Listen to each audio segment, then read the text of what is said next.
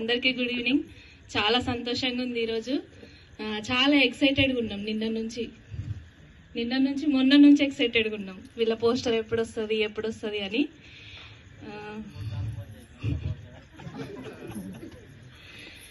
నిజంగా చాలా సంతోషంగా ఉంది.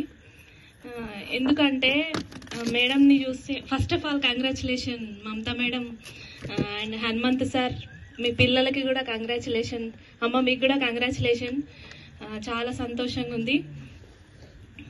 మేడంని చూస్తే ఏమనిపిస్తుంది అంటే నాకు పని రాక్షసి అంటే తెలుసా, పనికి రాక్షసి.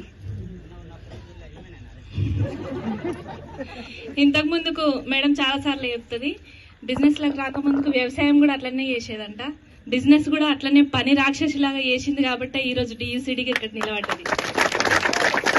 వీళ్ళని చూసి మనం చాలా నేర్చుకోవచ్చు. ఇన్నోసెన్స్ అంటే ఎట్లుంటది, చేస్తే పని ఎట్లా చేయాలి, ప్లాన్లు ఎట్లా చేయాలి అనేది చాలా తెలుసుకోవచ్చు మనము.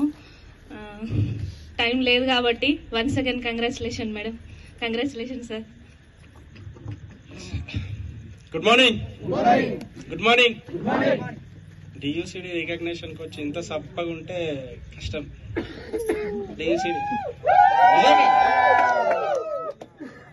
డియూసీడీ రికగ్నిషన్ కి వచ్చి మనం ఇంత సైలెంట్ గా ఉంటే అసలు లేదు. డియూసీడీ అయితే మాకు కూడా రేపు పొద్దుగాల ఇట్లాంటి బాధలు వస్తాయని అనుకుంటున్నారా లేకపోతే రైట్. సో చాలా హ్యాపీగా ఉంది. First of all Hanumanth sir and Mamata madam and family members అందరికీ కంగ్రాచులేషన్స్. ఎందుకంటే చూడండి, ఒక ఆర్డినరీ పర్సన్ ఎడ్ల బండి మీద తిరిగేటువంటి వ్యక్తి ఈరోజు గాలి మోటార్లలో తిరుగుతున్నాడు, పెద్ద సెలబ్రిటీగా మారిపోయాడు. ఇది ఎక్కడ సాధ్యం ఉండదు. వెస్టీజ్ అండ్ విన్నింగ్ టీంతో కలిసి పనిచేయడం వల్ల ఈరోజు ఇంత మంచి సక్సెస్ తీసుకుంటున్నారు. దాంతో పాటుగా హార్డ్ వర్క్ అంటే చాలా ఘోరంగా హార్డ్ వర్క్ ఉంటుంది. వీళ్ళను ఏమంటారంటే ఇంతకుముందు శ్రీనివాస్ సార్ వీళ్ళ స్టోరీ మొత్తం చెప్తున్నాడు కదా. బ్రౌన్స్ డైరెక్టర్ గానే ఒక 3 రోజులలో బ్రౌన్స్ అయిపోయారు.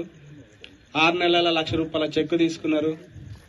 వీళ్ళు ఏదైతే టార్గెట్ పెట్టుకుంటారో టార్గెట్ రీచ్ అయిపోయేంత వరకు నిద్ర తిండి ఏముండదు వీళ్ళ దగ్గర.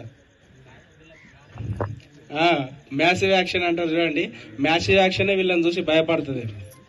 అంత స్పీడ్ గా పనిచేస్తుంటారు కాబట్టి ఈరోజు డియూసీడీ లెవెల్లో నిలబడ్డారు. అసలు ఎవరు ఎక్స్పెక్ట్ కూడా చేయకుండొచ్చు. మేబీ వీళ్ళు చేసే పని కూడా అట్లా ఉంటది అన్నట్టు. దాదాపు ఇప్పుడు 4 months నుంచి బయటనే వీళ్ళు బయట ఉండి ఇల్లు అనేటువంటి ఊరు ఇల్లు అన్ని మర్చిపోయారు కాబట్టి వీళ్ళు ఈరోజు ఈ స్థాయిలో ఉన్నారు. సో మనం కూడా ఇట్లా గట్టి కొట్టాలి, అంటే తొందరగా కావాలనుకుంటే గట్టి కొట్టాలి.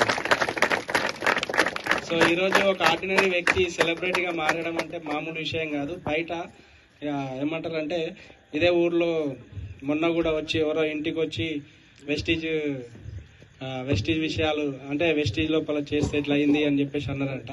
సో ఆ విషయాలకు కూడా సార్ వాళ్ళు చాలా చాలా హట్టింగ్ విషయాలు వచ్చినాయి.